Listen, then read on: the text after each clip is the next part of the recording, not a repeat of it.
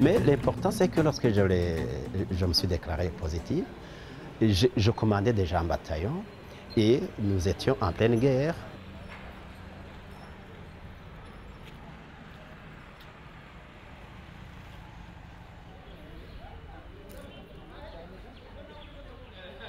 Et deuxièmement, il y a quand même des militaires, des officiers qui ont apprécié mon engagement parce qu'ils disaient que la plupart de militaires infectés ne veulent pas se dévoiler, de peur d'être stigmatisés. On y va alors?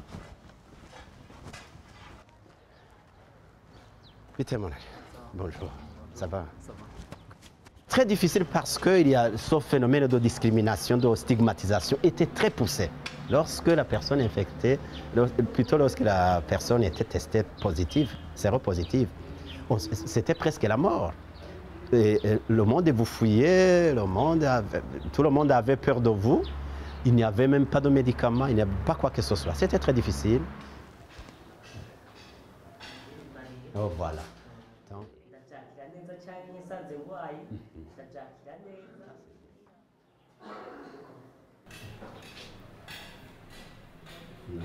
muganga muronka abantu bangahe ku munsi mayene?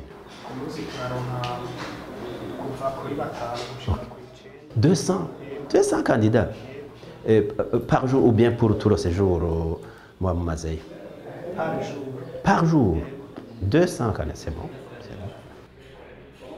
Oui, ça a changé sensiblement parce qu'aujourd'hui, ça a changé sensiblement parce que de mon temps, on n'avait rien comme prise en charge médicale. Maintenant, on se fait dépister ici, le médecin passe et trouve que vous êtes positif. Juste ici à côté, il y a le site de prise en charge en ARV. Vous avez directement les médicaments.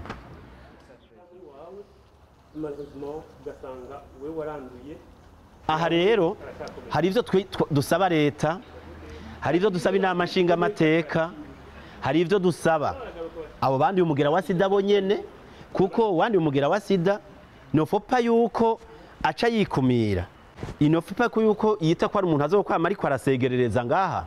Wandi umugera wa sida ategerezwa gukora, ategerezwa guseruka, akivugira agakingira agateka kiwe.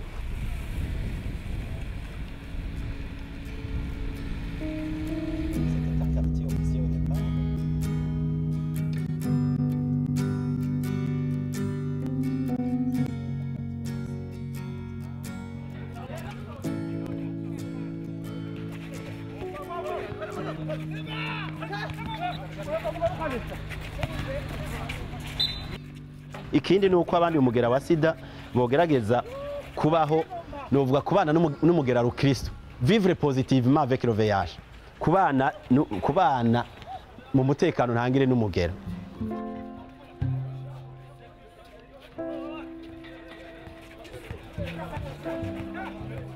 On est codé, turacari mu ntango si aujourd'hui. C'est vrai, la stigmatisation yaragabanutse sensiblement, yaragabanutse sensiblement, mais malheureusement abantu bari ku miti ni bake par rapport à abaterezwa kuyijako. Ça veut dire que le combat continue.